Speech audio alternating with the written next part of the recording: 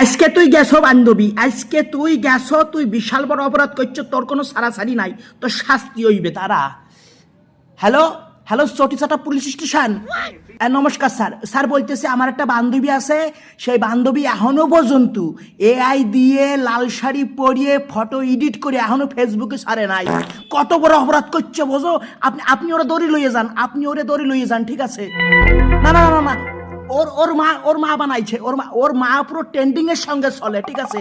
ওর মা বানাইছে লাল টাকটকে একখান শাড়ি ভরিয়ে, তারপরে এআই দিয়ে ফটো মোটো বানায় ফেসবুকে পোস্ট করছে। ওর মা কোনো সময় পিছই থাকে না, ঠিক আছে? যদিও বা ওই ফরমালিন যুক্ত লাল আপেলের নাগাল লাগতেছে, কিন্তু বানাইছে, এত বানাইছে, ঠিক আছে? হাতের কোনো অপরাধ নাই। অপরাধ করছে আমার বান্ধবী, ওর নাম মাইয়ে, ঠিক আছে? ও এখনো ওই লাল শাড়ি পরিয়ে ফটো এডিট করে ফেসবুকে ছাড়ে নাই। হ্যাঁ হ্যাঁ, আপনি বোঝেন কত বড় অপরাধ করছে, কত বড় অপরাধ করছে।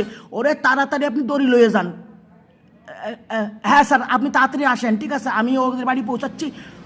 আমি জাস্ট ভাবতে পারতেছি না স্যার, যে ওই এই কাজটা করে নাই। প্রত্যেকটা মাইয়ে লাল শাড়ি পরিয়ে তারপরে ফটো এডিট করিয়ে ফেসবুকে ছাড়তেছে, কিন্তু ও ছাড়ে নাই। কত বড় সাহস! এই অপরাধ মানি নেওয়া যায়? স্যার আপনি গছে গছ করেন, আপনার ওই বান্দর বাহিনী আছে, হাতা লয়ে চলে আসেন, আমি আসতেছি।